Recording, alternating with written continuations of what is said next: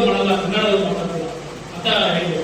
ಅದಕ್ಕೆ ನಾನು ಕಮೆಂಟ್ ಅಲ್ಲಿ ಉತ್ತರ ಕೊಟ್ಟೆ, ಇಲ್ಲಿನ ನೀರು, ಇಲ್ಲಿನ ಗಾಳಿ, ಇಲ್ಲಿನ ಅನ್ನ ತಿಂದಿ ನಾನು, ಇದಕ್ಕೆ ನಾನು ದುರಾವ ಮಾಡಕ್ಕಾಗಲ್ಲ.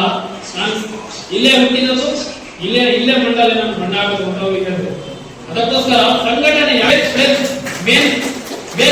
ಸಂಘಟನೆ ಮಾಡ್ತಾ ಇದ್ದ. ಇನ್ನೊಂದು ಏನು ನಮ್ಮ ಜನಕ್ಕೆ ನಾನು ಏನು ಹೇಳಕ್ ಇಷ್ಟಪಡ್ತೀನಿ ಅಂದ್ರೆ, ಇವತ್ತು ಗೌರ್ಮೆಂಟ್ ಸ್ಕೂಲ್ ನಮ್ಮ ಯೂತ್ರಿಗೆ ನಾನು ಹೇಳ್ತೀನಿ, ಇವತ್ತಿನ ಯೂತ್ರಿಗೆ ಗೌರ್ಮೆಂಟ್ ಜಾಬ್ ಬೇಕು, ಆದ್ರೆ ಗೌರ್ಮೆಂಟ್ ಎಜುಕೇಶನ್ ಬೇಡ.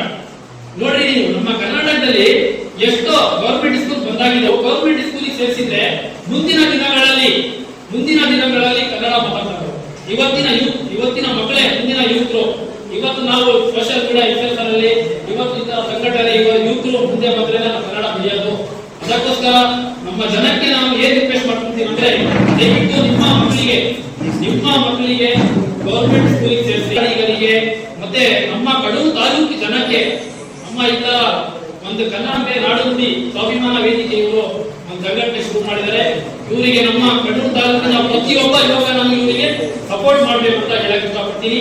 ಜೈ ಹಿಂದ್, ಜೈ ಕರ್ನಾಟಕ.